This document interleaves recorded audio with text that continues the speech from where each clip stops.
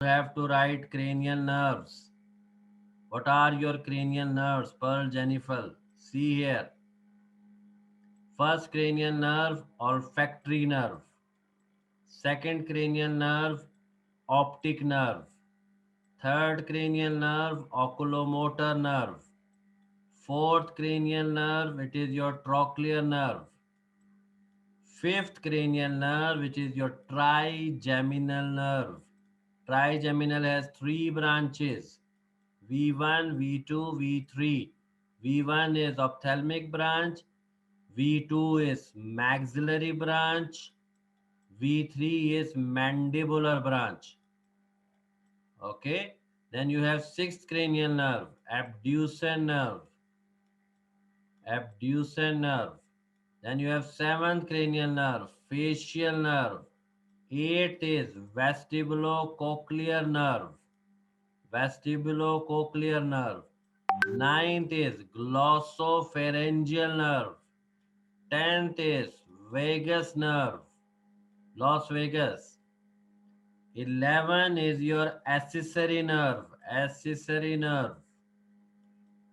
And 12th is your hypoglossal nerve, hypoglossal nerve. First you have to remember these nerves, and then we are going to draw our diagram of cranial fossa.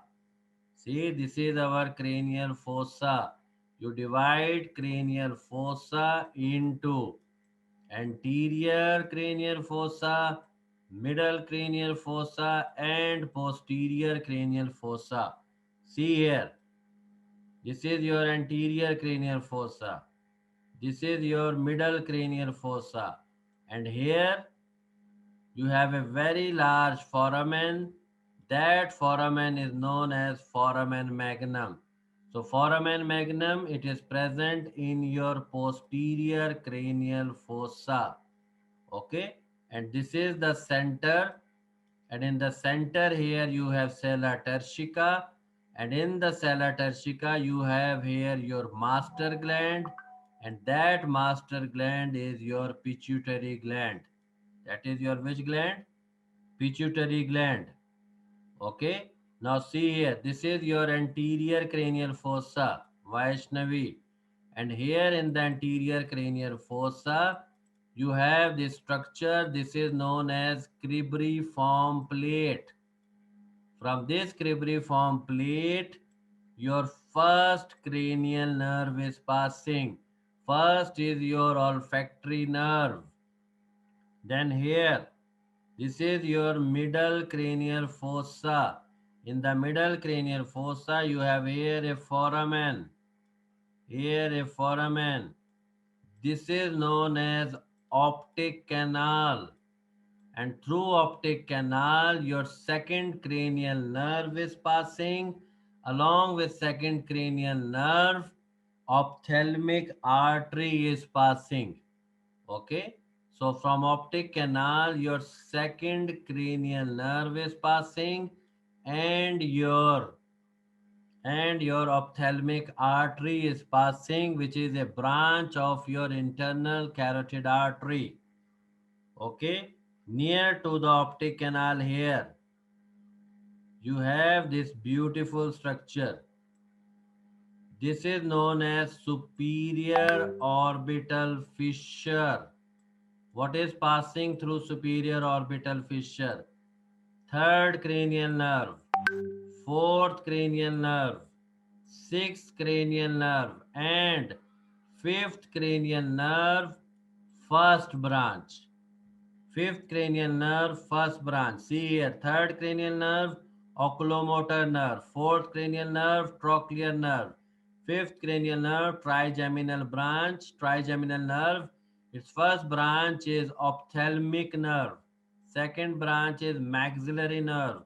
Third branch is mandibular nerve.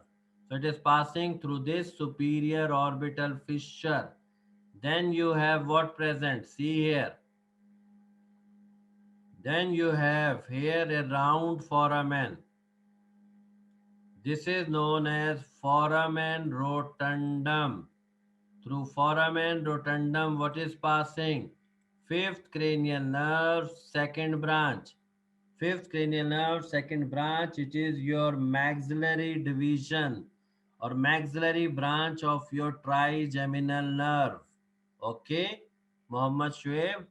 Then you have an oval shaped foramen that is known as foramen ovale. And through foramen ovale, what is passing? Fifth cranial nerve, third branch. Okay, so fifth cranial nerve, third branch, it is passing through what? Through your foramen ovale. Through foramen ovale. Okay, it is the mandibular division of your trigeminal nerve. Then you have a small, then you have a small foramen here. Okay, this small foramen, it is known as foramen spinosum. And through foramen spinosum, your middle meningeal artery is passing. Middle meningeal artery can damage it at the pterygoid point, resulting in epidural hematomas. Resulting in what? Epidural hematomas. Okay, very important point. Then see here, this is your foramen spinosum, and then you have a very large foramen here. This very large foramen, this is known as foramen lacerum. Okay, this is your which foramen? Foramen lacerum. And through foramen lacerum, please remember this foramen lacerum, it is filled by cartilage and fibrous tissue. And in close relation to foramen lacerum, your carotid canal is present. And this carotid canal, it opens into the side of your foramen lacerum. And through this carotid canal, your internal carotid artery is passing. Okay, which artery is passing? Internal carotid artery. Please remember one point here forever. Internal carotid artery, it is the only artery which is giving blood supply to your brain.